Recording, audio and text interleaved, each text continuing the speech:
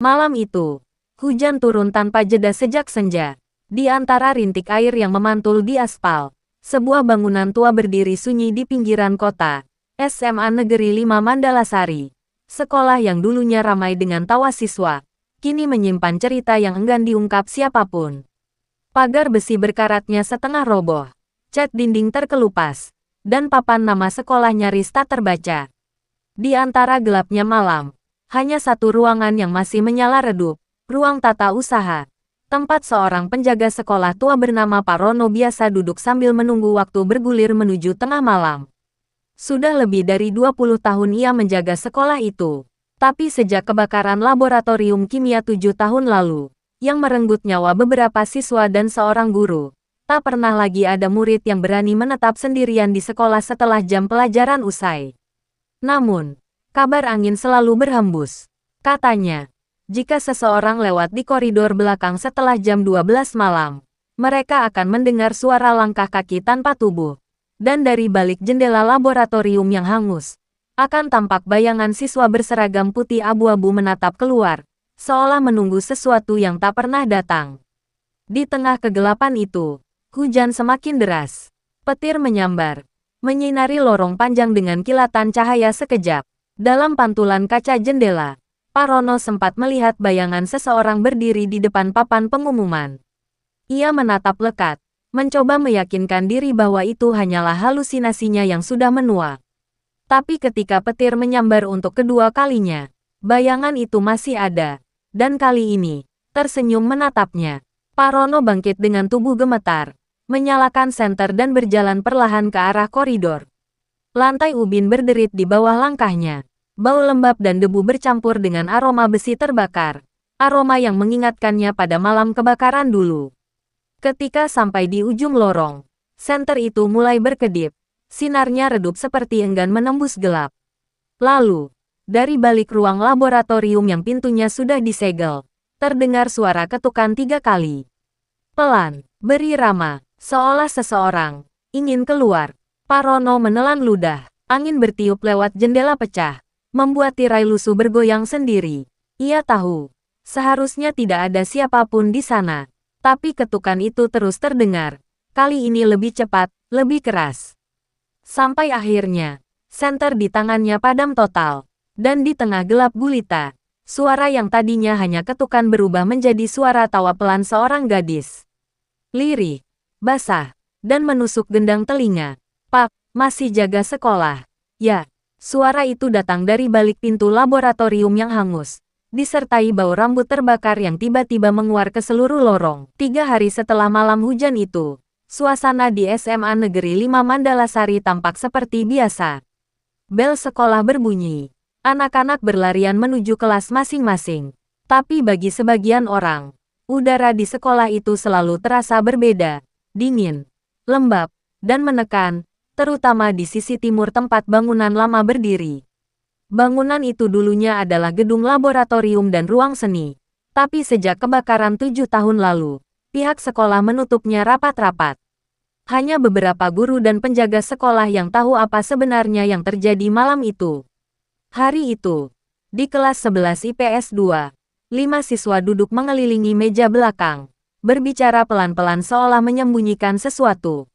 Ada Dara, gadis berambut sebahu yang dikenal cerdas tapi pendiam, Bagas, ketua kelas yang selalu ingin tahu hal-hal aneh, Rina, si penakut tapi paling cerewet, Yoga, yang selalu skeptis pada cerita hantu, dan Raffi, murid pindahan dari luar kota yang baru seminggu masuk sekolah itu. "Serius, Gas, katanya malam Jumat kemarin ada penjaga sekolah yang pingsan di koridor," tanya Rina dengan wajah tegang. Bagas mengangguk. "Iya," katanya. Dia dengar suara ketukan dari dalam lab yang terbakar. Padahal ruangan itu udah dikunci dari dulu. "Besok aja, kalau berani, kita lihat ke sana setelah jam ekskul." "Gila, nggak usah deh, Gas. Kalau beneran ada hantu, lo tanggung sendiri," sahut Yoga. Mencoba terdengar santai, tapi suaranya bergetar. Dara hanya diam. Ia menatap keluar jendela ke arah bangunan tua yang setengah tertutup pepohonan. Entah kenapa, sejak pertama kali masuk sekolah itu, ia selalu merasa Seperti ada yang memperhatikan dari sana. Bahkan, semalam, saat sedang mengerjakan tugas, ia bermimpi berdiri di depan gedung laboratorium itu. Pintunya terbuka, dan dari dalam muncul seorang gadis berseragam putih abu-abu dengan wajah setengah terbakar, memanggilnya pelan. Dara, tolong aku. Ketika ia terbangun, bajunya basah oleh keringat, dan di telapak tangannya ada bekas abu hitam. Sore harinya, setelah ekskul berakhir, mereka berlima berkumpul di dekat lapangan basket. Langit mulai gelap, dan hujan rintik kembali turun. Yakin nih kita ke sana? Tanya Rina dengan suara pelan. Bagas mengangguk mantap. Kita cuma mau lihat doang. Kalau emang nggak ada apa-apa, ya pulang. Raffi menatap bangunan tua itu. Matanya sedikit menyipit. Gue denger dari Pak Rono. Dulu waktu kebakaran, ada satu siswa perempuan yang nggak pernah ditemukan mayatnya. Katanya, dia suka lembur di lab buat eksperimen kimia. Namanya siapa? Tanya Dara tanpa sadar. Kalau nggak salah, Raffi berhenti sejenak. Anindya, begitu nama itu disebut. Jendela ruang lab tua tiba-tiba bergetar pelan. Seolah tersentuh angin padahal udara sekitar terasa mati. Mereka melangkah perlahan menuju gedung tua itu. Bau kayu lapuk dan debu menyeruak dari sela-sela pintu. Bagas menyorotkan senter kecil dari ponselnya, menembus kegelapan di dalam ruangan. Lantai retak, meja terbalik, dan di dinding terlihat bekas hitam terbakar. Serem banget, gumam Rina. Itu apaan? Suara Yoga pelan tapi tajam, menunjuk ke pojok ruangan. Di sana, ada kursi logam terbakar yang masih berdiri tegak, dan di atasnya, sebuah nemtek murid yang sudah menghitam. Anindya. Dara melangkah maju, matanya terpaku. Begitu ia memungut nemtek itu, ruangan mendadak terasa sangat dingin. Udara menekan seolah waktu berhenti. Dari arah belakang mereka, terdengar bunyi sepatu menyentuh lantai basah. Satu langkah, dua langkah, mendekat. Raffi langsung menoleh, tapi tidak ada siapapun di sana. Gas, gue rasa kita harus keluar sekarang, bisiknya. Namun sebelum mereka sempat bergerak, pintu belakang menutup dengan keras. Cahaya dari ponsel berkedip cepat, lalu mati. Gelap total. Dari tengah ruangan, terdengar suara napas berat, seperti seseorang yang baru keluar dari api. Kemudian, dalam gelap itu, muncul cahaya merah samar dari sudut ruangan, berasal dari mata seorang gadis yang menatap mereka diam-diam.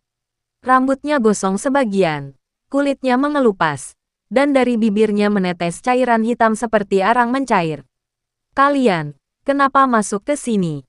Kalian, mau terbakar juga? Suara itu lirih tapi menusuk hati.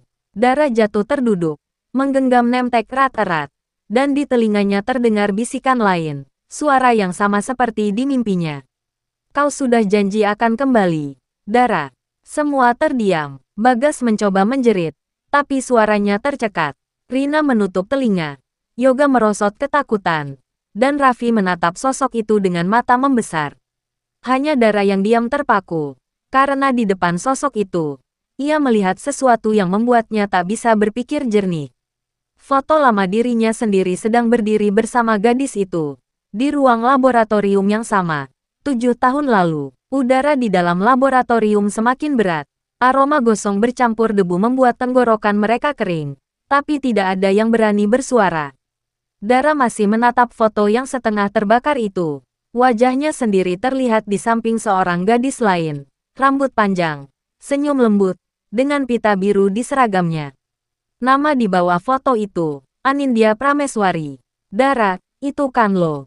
Suara Bagas pelan, nyaris tak terdengar. Dara menggigit bibir. Aku nggak tahu. Aku nggak inget pernah foto bareng dia. Rina menatapnya bingung. Tapi lo bilang lo pindahan dari luar kota waktu SMP, kan? Dara mengangguk pelan. Iya. Tapi, kenapa di foto ini aku ada di sekolah ini, dengan dia? Sebelum ada yang sempat berpikir, suara langkah pelan kembali terdengar dari arah koridor. Suara itu berat, seret, seperti seseorang menyeret besi di lantai. Gas, itu siapa? Tanya Raffi sambil bersiap memegang besi patahan meja di dekatnya. Tak ada jawaban. Lalu dari pintu yang tertutup, sesuatu mengetuk 3 kali. 3 ketukan pelan, Sama persis seperti yang didengar Parono malam itu. Tapi kali ini, ketukan itu bukan dari luar. Ketukan itu berasal dari dalam tembok.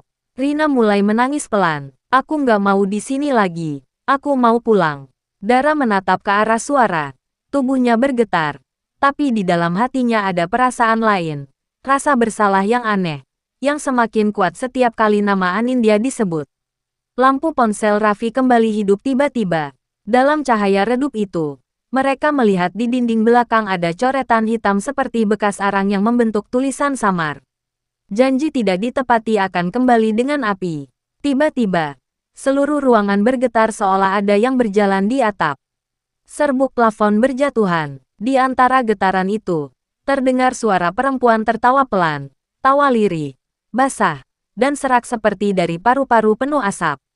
Masih ingat, Dara? Dara mundur perlahan. Siapa kau? Suara itu membalas.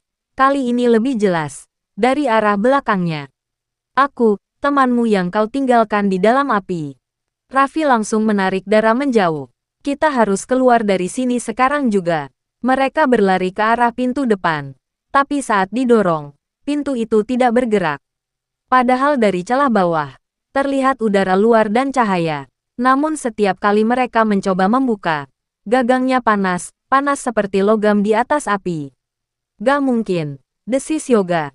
Pintu ini tadi dingin. Bagas menatap sekitar, mencari jalan lain. Di sisi kanan, ada jendela besar yang kacanya pecah separuh. Tanpa pikir panjang, ia menendang sisa kaca dan mencoba keluar duluan. Namun begitu ia menyentuh kusen jendela, kulit tangannya terbakar melepuh. Ia menjerit keras, dan saat menoleh, di balik kaca terlihat bayangan seseorang memegang tangannya dari luar. Bayangan itu punya mata hitam berlubang dan kulit mengelupas. Jangan pergi dulu, suara itu menyusul. Lalu semua lampu ponsel mereka padam bersamaan. Dalam gelap, hanya terdengar napas 5 remaja yang semakin cepat dan langkah kaki perlahan mengelilingi mereka. Beberapa detik kemudian, satu demi satu kilatan cahaya muncul. Pertama, di depan Dara, terlihat sosok Anindya berdiri mengenakan seragam sekolah terbakar sebagian. Wajahnya setengah hitam, tapi matanya menatap lembut. Kedua, di belakang Raffi, muncul bayangan hitam besar seperti arang bergerak, menjulur seperti tangan api. Ketiga, di dinding, foto lama mereka semua tergantung. Tapi wajah-wajah di foto itu mulai berubah. Kulitnya terbakar, matanya meleleh. Dara menatap sosok itu. Matanya berkaca. Anindya, aku nggak tahu apa yang sebenarnya terjadi. Aku nggak ingat apa-apa. Arwah itu tersenyum miring. Kau berjanji akan menemani aku malam itu. Tapi kau pergi. Dan aku sendirian saat lab meledak. Kau lari. Dara mundur satu langkah. Kepalanya berdenyut. Ingatan samar mulai muncul. Malam gelap. Bau bensin. Tawa dua gadis remaja. Lalu suara ledakan keras. Ia teringat tangannya memegang korek. Lalu Anindya menjerit memanggil namanya di tengah api. Dan setelah itu, hitam. Rina menatap Dara dengan wajah pucat. Dara, loh, penyebab kebakaran itu. Dara terdiam. Air matanya jatuh tanpa suara. Anindya mendekat. Langkahnya lambat. Setiap kali ia melangkah, lantai di bawahnya menghitam terbakar. Aku nggak butuh penjelasan. Dara, aku cuma ingin kau menepati janjimu. Temani aku di sini, untuk selamanya. Dara menutup telinga, berteriak sekeras-kerasnya. Tidak, aku tidak mau mati. Tapi di saat itu, ruangan kembali bergetar. Dari arah langit-langit, suara ledakan kecil terdengar, dan bau bensin makin kuat. Api mulai menjilat tirai tua di dekat jendela. Raffi menarik semua temannya. Kita harus keluar. Sekarang, mereka berlari ke arah pintu belakang. Menendang berulang kali sampai engselnya patah. Udara malam langsung menerpa wajah mereka. Dingin, lembab, tapi penuh asap. Begitu berhasil keluar, mereka jatuh terkapar di halaman belakang sekolah. Dari dalam, terdengar jeritan panjang, jeritan yang bukan manusia. Dan ketika mereka menoleh, jendela laboratorium tua itu terang menyala dengan api merah. Tapi di balik kaca yang berasap, mereka masih bisa melihat bayangan Anindya, berdiri di tengah kobaran, menatap mereka diam-diam. Dan di sampingnya, Ada sosok Dara lain, tersenyum dengan wajah tenang, meski Dara asli masih terduduk di tanah, gemetar ketakutan. Langit malam kembali diguyur hujan deras. Api di laboratorium perlahan padam. Tapi semua tahu, bukan air yang memadamkannya, melainkan sesuatu yang akhirnya puas untuk sementara. Namun di antara suara hujan itu, Dara mendengar satu bisikan terakhir di telinganya, begitu dekat seolah tepat di belakangnya. Kau tidak bisa melarikan diri dari janji yang terbakar. Beberapa minggu berlalu sejak kejadian itu. Sekolah seolah kembali tenang. Cat dinding baru menutupi bekas hitam. Rumput liar dipangkas. Dan papan nama sekolah diganti dengan yang baru. SMA Negeri 5 Mandalasari. Cerdas, berkarakter, bermartabat. Namun bagi siswa-siswa yang datang setiap pagi, ketenangan itu hanya ada di permukaan. Di antara koridor, selalu terasa udara dingin aneh yang menempel di kulit. Di ruang kosong bekas laboratorium, meski katanya sudah rata dengan tanah, kadang masih tercium bau asap, seperti sesuatu yang belum selesai terbakar. Raffi, yang kini jarang bicara sejak malam itu, mulai menyadari perubahan aneh di sekitarnya. Kadang ia melihat sosok perempuan lewat di cermin wastafel saat mencuci muka di toilet lantai 2. Rambutnya panjang, seragamnya kotor, dan ketika Raffi menoleh, tak ada siapa-siapa di sana. Di papan pengumuman, foto kelas mereka tiba-tiba berubah. Wajah Dara yang dulu dihapus entah bagaimana kembali muncul, lengkap dengan senyuman lembut yang membuat jantung Raffi berhenti sesaat. Tapi yang paling membuatnya takut, di bawah foto itu tertulis tulisan baru dengan spidol merah. Terima kasih sudah menepati janji, Raffi. Sejak hari itu, setiap kali ia melewati koridor belakang, lampu selalu berkedip. Bagas, yang mencoba melupakan semua, mulai sering mendengar suara bel sekolah berbunyi sendiri di malam hari. Ia tinggal di sekitar lingkungan sekolah dan dari rumahnya masih bisa melihat gedung utama. Suatu malam, ia terbangun karena mendengar bel berdentang 3 kali padahal sudah lewat tengah malam. Ia mengintip lewat jendela, dan di bawah sinar bulan samar, tampak beberapa siswa berdiri berbaris di lapangan, seragam putih abu-abu, tapi wajah mereka tak jelas. Di depan barisan itu, ada satu sosok perempuan yang ia kenali dengan pasti. Dara, ia memegang lilin menyala, matanya kosong, dan ketika Bagas menatap lebih lama, semua sosok itu menoleh bersamaan ke arahnya. Bel berdentang sekali lagi, dan semua menghilang begitu saja. Keesokan paginya, halaman sekolah ditemukan basah oleh abu, padahal tidak ada kebakaran. Di tengah lapangan, terdapat bekas jejak sepatu siswa mengarah ke arah tanah bekas gedung laboratorium. Guru-guru mulai resah. Mereka menyebutnya kejadian listrik statis atau efek tanah baru, tapi tidak ada yang berani mengajar di ruangan-ruangan dekat area itu. Seorang guru kimia pengganti pernah mencoba menyalakan alat bunsen untuk praktikum, tapi api biru yang keluar dari ujungnya berubah menjadi merah darah, dan di dalam nyala api itu tampak sekelebat bayangan 2 gadis tersenyum. Guru itu langsung pensiun dini seminggu kemudian. Rina, yang sudah keluar dari sekolah, tak pernah tenang di rumah. Ia mendengar bisikan lewat radio setiap malam, frekuensinya selalu sama, 107.7 FM. Padahal saluran itu tidak pernah ada di kotanya. Suara dari radio itu lembut, seperti Dara yang dulu ia kenal. Jangan pergi jauh, Rin, sekolah kita masih menunggu murid barunya. Ia mencoba mematikan radio, mencabut kabelnya, tapi suaranya tetap terdengar, datang langsung dari dalam speaker yang mati. Suara tawa kecil perempuan, diikuti suara api menyala perlahan. Malam-malam berikutnya, bau bensin mulai muncul di kamarnya. Di sisi lain, sekolah mulai menerima murid-murid baru. Mereka tidak tahu apa yang pernah terjadi. Hanya mendengar kabar bahwa bangunan tua di belakang sekolah sudah dirobohkan karena tidak layak. Tapi sejak semester baru dimulai, hal-hal aneh mulai dirasakan. Pintu kelas sering terbuka sendiri. Papan tulis tiba-tiba penuh coretan hitam seperti arang. Dan kadang, saat guru sedang menulis, kapurnya patah tiba-tiba, meninggalkan tulisan aneh di tengah kata. Dara ada di sini. Beberapa siswa baru bahkan mengaku pernah melihat gadis berseragam putih abu-abu duduk di kursi kosong paling belakang setiap pelajaran kimia. Mereka pikir itu teman baru. Tapi setiap kali guru memeriksa daftar hadir, tidak ada nama Dara Ayu Ningtyas. Dan setiap kali guru menatap ke kursi itu, tempat duduknya basah, dingin, dan berbau asap. Raffi mencoba mengabaikannya, tapi setiap hari wajahnya semakin pucat. Ia mulai kehilangan waktu, kadang tidak ingat apa yang terjadi antara jam istirahat dan jam pulang. Suatu sore, teman-temannya menemukan dia duduk di ruang laboratorium yang katanya sudah tidak ada, menatap lantai kosong sambil menggenggam sesuatu erat di tangannya. Ketika mereka mendekat, benda itu ternyata pita rambut biru yang setengah terbakar. Ketika mereka memanggil namanya, Raffi hanya berbisik tanpa menatap siapapun, suaranya rendah dan datar. Dia belum selesai. Sekolah ini cuma tidurnya sebentar. Hujan turun malam itu. Deras, disertai kilat. Penjaga baru yang menggantikan Pak Rono melihat cahaya menyala di tengah lapangan.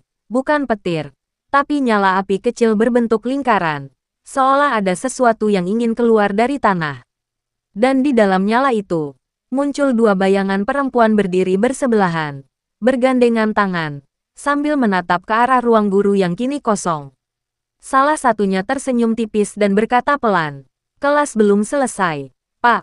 Lalu api itu padam. Keesokan paginya, di papan tulis ruang guru tertulis dengan spidol merah darah, "Jangan bangunkan sekolah ini." Malam terakhir sebelum ujian semester, hujan kembali turun deras di kota Mandalasari. Petir berulang kali menyambar langit, memantulkan bayangan sekolah yang berdiri seperti raksasa gelap di kejauhan. Dari luar pagar, cahaya-cahaya ruang kelas tampak redup, meski tak ada seorang pun seharusnya di sana.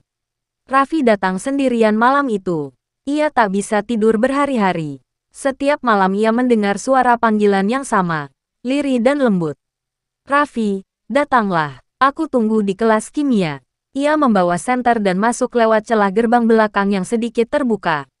Udara terasa berat. Setiap langkahnya di koridor menghasilkan gema panjang yang seperti menjawab sendiri. Lantai basah, bau arang dan bensin tipis tercium di udara. Ketika ia sampai di depan ruang kimia yang dulu terbakar, yang seharusnya sudah tiada, kini ruangan itu ada lagi.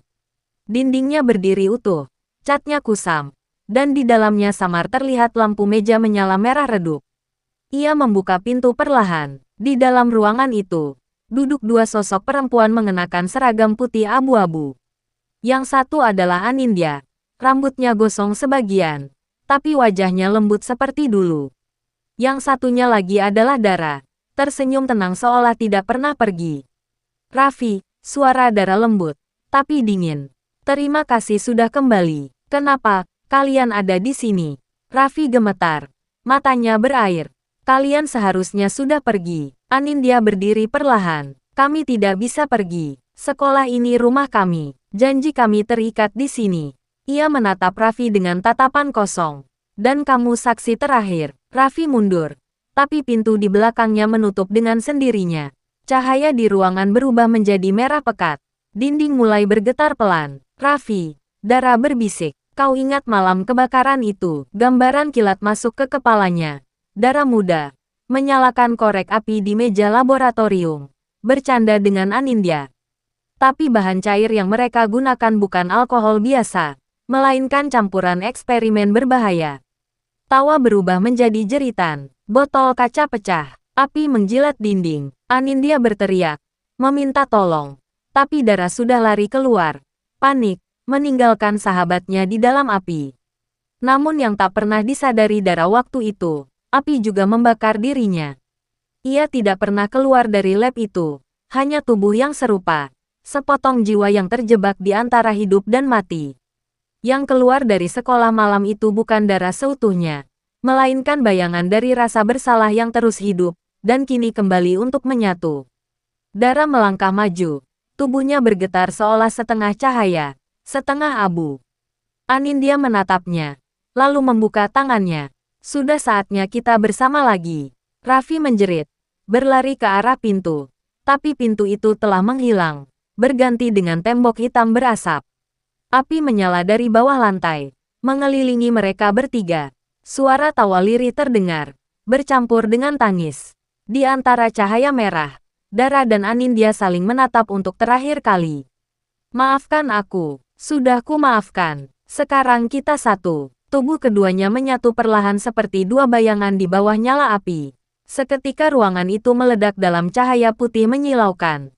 Suara ledakan menggema ke seluruh sekolah, membuat kaca jendela pecah dan lonceng berdentang keras seperti sirine kematian. Ketika petugas datang pagi harinya, gedung sekolah ditemukan rata dengan tanah di bagian belakang.